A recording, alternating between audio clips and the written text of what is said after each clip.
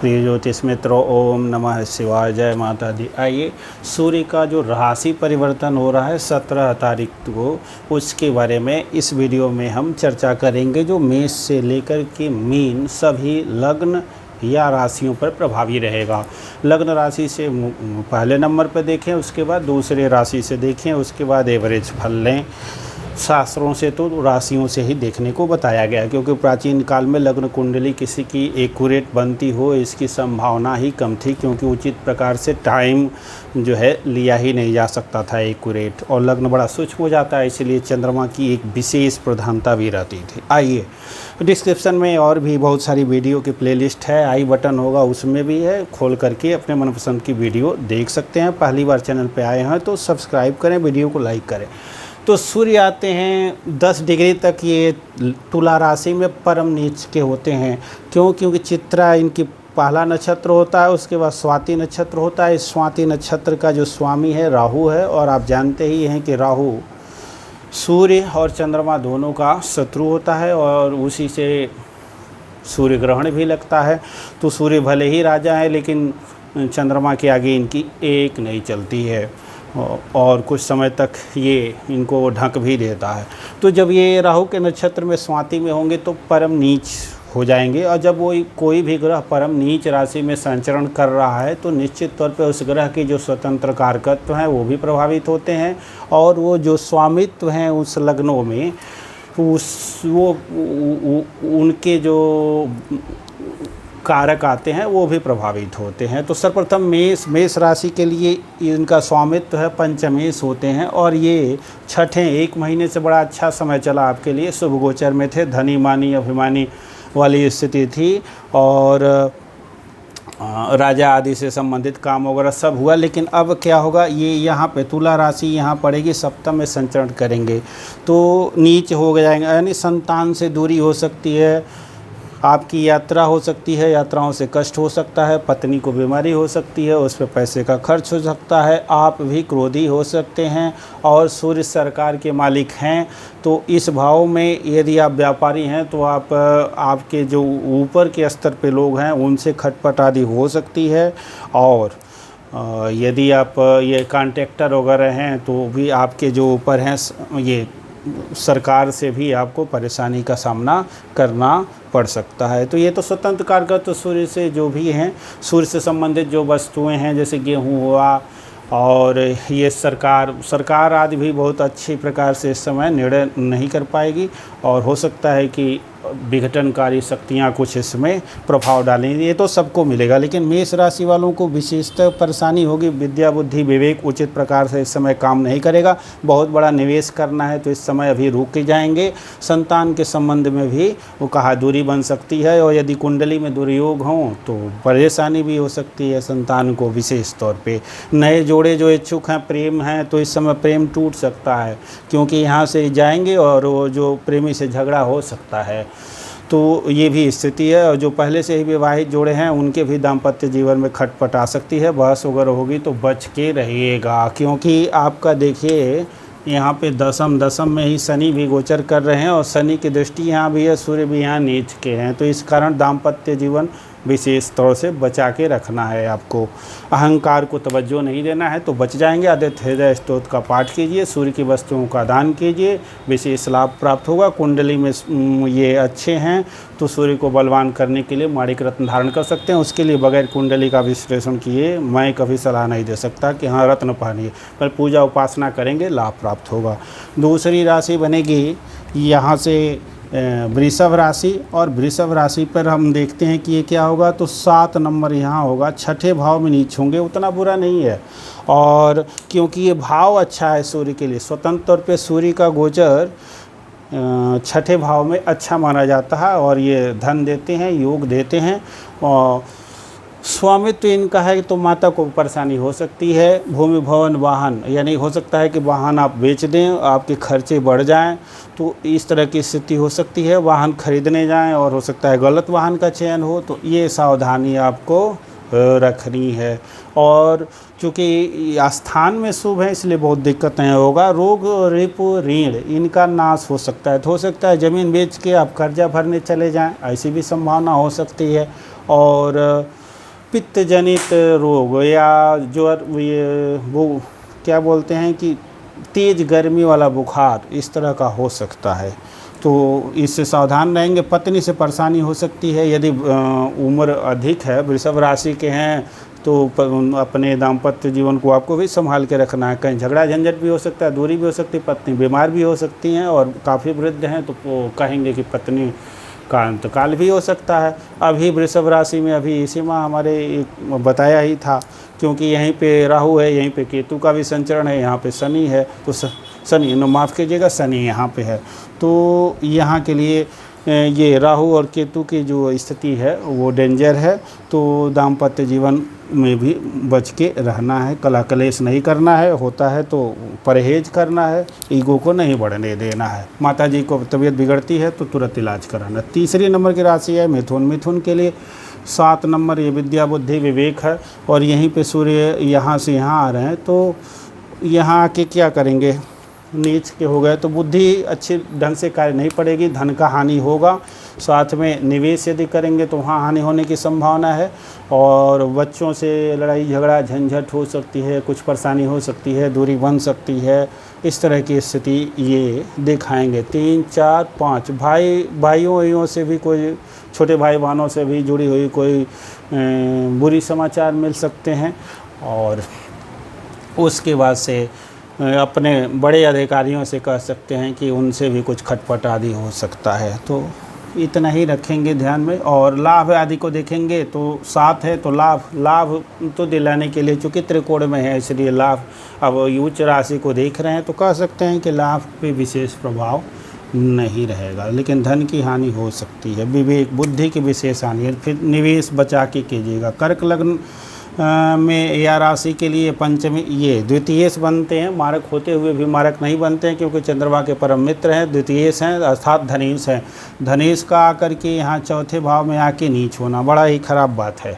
खराब बात इसलिए है कि धन की भी हानि होनी है, और माता जी के स्वास्थ्य पे परेशानी होनी है, सुख की हानि होनी है, भूमि भवन वाहन की हानि होनी है। ऐसी स्थितियां, क्योंकि भाव भी बुरा और नीच के भी हो गए, तो एक कराला दूसरे नीम चढ़ा वाली स्थिति होगी। तो ये कर्क राशि वाले विशेष सावधान रखेंगे। माता जी के स्वास्थ्य में परेशानी हो सकती है, माता जी के सुख में कमी हो सकती है, और माता जी बहुत वृद्ध हैं तो माता जी और भी जाने का भी अवसर आ सकता है। इस बीच में ये खराब स्थिति है, क्योंकि यहाँ से शनि की भी दृष्टि है और शनि अष्टमेश की दृष्टि यहाँ पे पड़ रही है, तो शनि मारक है और उसकी दृष्टि भी है, तो ये बहुत ख़राब बात स्थिति है। तो माता जी के स्वास्थ्य को बचा करके रखना है। भूमि भवन वाहन को बचा के रखना है, खरीदने नहीं जाना है, नहीं तो जीर्ण शीर्ण वाहन यदि खरीद लेंगे तो परेशान हो जाएंगे, उस पर भी धन अपव्यय होगा। तो वाहन खरीदिएगा तो नया खरीदिएगा, ठीक ठाक से कीजिए, खरीदिएगा जाँच वच के, चुनाव करके, 2-1 लोगों से पूछ करके, ताकि वो वाहन अच्छे दिन तक चला सकें, बड़े दिन तक। उसके बाद आएगा सिंह राशि। और सिंह राशि के लग्नेश ही होते हैं, और इनका तृतीय भाव में जाकर के यहाँ पे 7 आएगा, यहाँ पे जाके नीच होंगे। तो यहाँ पे जब ये जाके नीच होंगे तो भाव तो अच्छा है, यहाँ पे ये धन देते हैं और राजा आदि से कृपा भी प्राप्त होती है, अच्छे समाचार प्राप्त होते हैं, ये सब तो अच्छा है। पर नीच राशि का गोचर है तो इनके जो शुभ फल होते हैं उनमें कमी कर देंगे। और ये लग्नेश का भी या राशि के स्वामी का भी तीसरे जाना बहुत बुरा नहीं है। तो अब यहाँ अष्टक वर्ग भी थोड़ा सा ठीक ठाक अंक सूर्य को मिल गया, और सर्वाष्टक वर्ग में तीसरे भाव को अच्छे अंक प्राप्त हो गए, तो ये सूर्य आपको सामान्य फल कर जाएंगे, न बहुत बुरा न बहुत अच्छा। फिर भी भाई बहनों से खटपट हो सकती है, एक ये सावधानी रखना है। शेष जो संचार आदि का क्षेत्र हुआ, अच्छी न्यूज के हुआ, भाग्य के बारे में, भाग्य की भी हानि नहीं करेंगे ये सूर्य। तो भाई बहनों से बच के थोड़ा सा रहना है। 6ठे नंबर पे आता है कन्या राशि है, इनके धन भाव में आकर के नीच हो रहे हैं, बैड है। क्यों बैड? इसलिए है कि संचित धन की हानि कराएंगे, वाणी अच्छी नहीं होगी, वाणी बुरा होगा, वाणी बुरा होगा तो किसी से झगड़ा हो जाएगा, और झगड़ा होगा तो कोर्ट केस कचहरी वाला भाव एक्टिव हो जाता है। यहाँ से चोट चपेट एक्सीडेंट वाला भाव सक्रिय हो जाता है, तो झगड़ा वगड़ा करेंगे, मार और पड़ जाएगी, तो फिर यहाँ से चोट वोट भी लगेगा तो हॉस्पिटल भी पहुँच जाएंगे। तो इसीलिए बाड़ी से ही झगड़ा होता है, तो बाड़ी को बचा के रखना है। बाड़ी ठीक रहेगी तो आधे से अधिक क्या 80% झगड़े नहीं होंगे। 80% झगड़ों की उपज बाड़ी होती है। बाड़ी को दूसरे भाव से देखते हैं, इसीलिए ये कन्या लग्न या राशि वाले अपनी वाणी को इधर विशेष संभाल के रखेंगे 15 दिन खास करके। उसके बाद नीचता के अंश को पार कर जाएंगे परम निष्ठा से, तो राहत हो जाएगी। तो संचित धन को भी संभाल के रखना है और बुखार आदि से बच के रखना है। बड़े अधिकारियों से बच के रहना है, उनके कारण परेशानी हो सकती है। धोखा से बच के रहना है, कोई आपको धोखा दे के आपसे काम ले सकता है, और वो काम धोखा दे के काम लेने में ये उधार मांग करके ले सकता है। कोई पार्टनर हो वो ले सकता है, भाई बंधु आदि धोखा मान के ले सकते हैं। तो इस तरह से कहीं भी किसी भी स्तर पे धोखेबाजी का शिकार हो सकते हैं। तो आपसे कोई काम बना सकता है। स्वामित्व है विदेश का, अर्थात कोई एक्सपोर्ट इंपोर्ट के कारोबार करने के लिए आपसे पैसे मांग सकता है, कोई विदेश जाने के लिए पैसे मांग सकता है, कोई विदेश में आपका दोस्त है मित्र है वो पैसे मांग सकता है, तो वो परेशानी में डालेगा। ये बहुत ख़राब पोजीशन आपके लिए भी है, सावधान रहेंगे। आदित्य हृदय स्तोत्र का पाठ या सूर्य भगवान को जल देना, सूर्य की वस्तु में गुड़ है और गेहूँ है, दान करते रहना, लाभदायक रहेगा। अब आता है तुला राशि। तुला राशि के यहीं पे नीच हो रहे हैं, तो ये भी अच्छा नहीं। अच्छा, इनके लिए क्या था, ये यहाँ से अष्टम में थे, तो दाम्पत्य जीवन में भी कलाकारी स्थितियाँ उत्पन्न हो सकती हैं कन्या राशि के लिए। यहाँ से अष्टम है, इसलिए उसके लिए भी बच कर आना। तो वाणी ही मुख्य है, बचा के रखिए, तो ये भी बच जाएंगे। तुला लग्न में ही नीच के हो गए, तो यही करेला नीम चढ़ा वाली बात हो गई, और विशेष परेशानी उत्पन्न करेंगे। स्वास्थ्य में परेशानी कर सकते हैं, और चूँकि ये यहाँ इनका बड़े भाई बहनों से परेशानी हो सकती है। बड़े भाई बहन पैसा रुपया मांग सकते हैं, इसके चलते आपका धन हानि होने की संभावना है। उनसे खटपट और विरोध भी हो सकता है। पदोन्नति में रोड़े रहेंगे, पदोन्नति होने के अवसर अभी नहीं बनेंगे। लाभ की भी निरंतरता नहीं रहेगी, कुछ परेशानी हो सकती है। दाम्पत्य जीवन को ही थोड़ा सा बचा के रखना है, क्योंकि आपको ईगो आ सकता है, अहंकार आ सकता है, क्रोध कर सकते हैं, भड़क सकते हैं, जिससे दाम्पत्य जीवन में परेशानी आ सकती है, तो बच के रहना है। और व्यापारिक साझेदारों से भी बच के रहना है। वृश्चिक राशि के लिए ये आ जाएंगे द्वादश में, भी अच्छा नहीं है, बहुत अधिक धन खर्च करा देंगे। विदेश कोर्ट केस कचहरी आदि न जाना पड़े, बच के रहना है। और यहाँ से ये ज्वर जनित रोग भी दे सकते हैं, और स्वामित्व तो बनता है, नौकरी जाने का खतरा भी बना रहेगा। इसलिए अपने बास, यहाँ से बास भी देखते हैं, सरकार देखते हैं, तो अपने से ऊंचे अधिकारियों से, पिता से, अन्य लोगों से बहस नहीं करना है। पिताजी बीमार भी हो सकते हैं, और बड़े सरकारी अधिकारी आदि से भी हाथ जोड़ के काम लेना है, नहीं तो उनके चलते आपकी नौकरी भी जा सकती है, खटाई में पड़ जाएगी। तो रोग होने की स्थिति भी बन सकती है, ज्वर जनित पीड़ा हो सकती है, किसी लकड़ी आदि से चोट भी लग सकती है, तो इसको ध्यान में रखना है। शिव जी की आराधना करेंगे, लाभ प्राप्त होगा। आँखों में विकार आ सकते हैं, खास करके बाईं आँख में, तो सावधान रहना है। और आते हैं 7 नंबर, यहाँ होगा धनु के लिए। धनु वालों के लिए बहुत बुरा नहीं है, क्योंकि बीच बीच में यदि देखा जाए तो नीचत्व भंग भी होगा। कैसे, तो आइए देखते हैं धनु के लिए। यहाँ था तो मेरा तो बड़ा अच्छा चला, कन्या में जब ये थे सूर्यदेव का, तो जो किताबों में लिखा है मंतेश्वर जी ने सब सही मिला। इनका 1 महीने का समय बहुत अच्छी उन्नति गई। मेरा चैनल भी, और कुछ 2-1 आप में से कुछ ने संपर्क भी किया, तो ये सब दिखा पहले। और अभी मंगल अस्त थे तो भी, तो अब क्या होगा, ये नीच होके जाएंगे, तो क्या है, भाग्य के स्वामी बन के जा रहे हैं और नीच हो रहे हैं। कहाँ पे, एकादश में। ये भाव अच्छा है, तो 10वें भाव में भी इनका शुभ गोचर है। इष्ट सिद्धि, हर कार्यों में सफलता की बात होती है, और एकादश में भी शुभ गोचर है। धनी देते हैं, धनवान बनाते हैं, रोगों को दूर करते हैं, आयु बढ़ाते हैं। तो यहाँ आकर के नीच होकर के इनके शुभ फलों में थोड़ी सी कमी कर देंगे, कोई बहुत अधिक नुकसान की बात नहीं है। लाभ भी थोड़ा सा कम कर देंगे। यहाँ बहुत अधिक लाभ दे रहे थे, जहाँ 100% लाभ दे रहे थे वहाँ 50-60% लाभ देंगे, लेकिन लाभ ही होगा, घाटा नहीं होगा। बड़े भाई बहनों से थोड़ा सा सतर्क रहना, सावधान होकर बात करना है। पदोन्नति में थोड़ी सी बाधा आ सकती है, भाग्य का साथ थोड़ा सा कम मिलेगा। पिताजी के लिए स्पेशली धनु लग्न वालों के यदि पिताजी वृद्ध हैं, बीमार वगैरह हैं, उनका मारक खंड चल रहा है, तो उन्हीं के लिए सबसे बुरा है। और विशेष कोई परेशानी धनु लग्न वालों को नहीं है। संतान से थोड़ी सी दूरी बन सकती है, मतभेद बन सकता है, नए जोड़े प्रेम का खटपट वगैरह हो सकता है। तो 1 2 3 एक और स्थिति आती है धनु लग्न वालों को कहाँ सावधान रहना। ये है 12, ये है 10, यहाँ है शनि।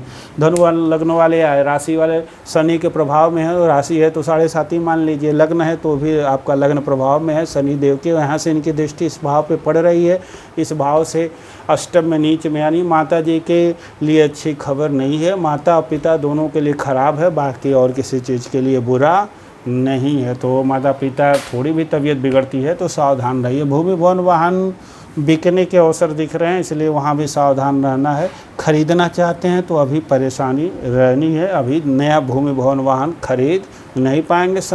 बहुत बड़े निवेश पे जाना चाहते हैं, थोड़े दिन रुक जाइए, कम से कम 15 दिन। और 15 यानी जैसे ही ये माह बीत जाता है तो इस तुला राशि में जब यहाँ आधे के आगे पार जाएंगे, उसके बाद आप निवेश वगैरह कर सकते हैं।